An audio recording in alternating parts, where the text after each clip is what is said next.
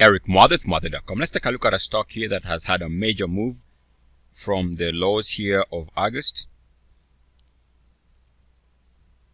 at about 0.4.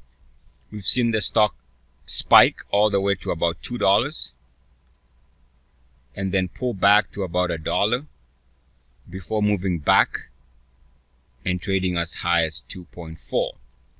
Now this is a daily chart, so all this is taking place pretty much with quick moves up and down. Now what I would like to concentrate on in this video is this pullback area where we have this spike, pullback, and then a reversal back to new highs. So it's this area that I'm interested in this video. And the reason is, if you take a look at some of the things we discuss, it's a perfect example.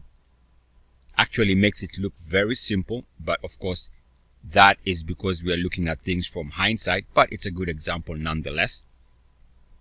Notice here, this pullback zone corresponds with the RSI 50 uniform activity support. It also corresponds with uniform activity below the MACD 0 line and back above it.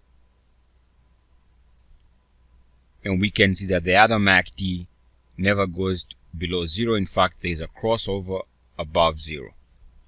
As we know, MACD crossovers above 0 are more reliable. But the key takeaway here is you have uniform activity back to test the RSI 50 on the daily. You have uniform activity by the MACD moving below 0 and back above it with uniform activity, which corresponds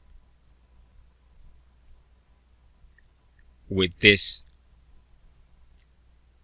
price pullback and then a reversal. So this area here is where we get all that.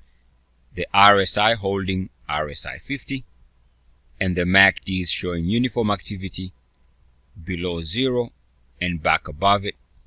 And that was good enough, as we can see on hindsight, to bring the stock off the lows here close to $1, $1.10 before its current spike over the last 1 or 2 weeks.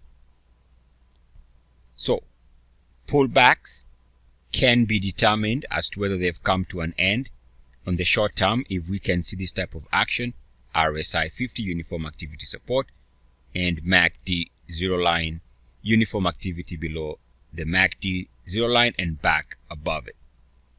Eric Mother with Mother.com.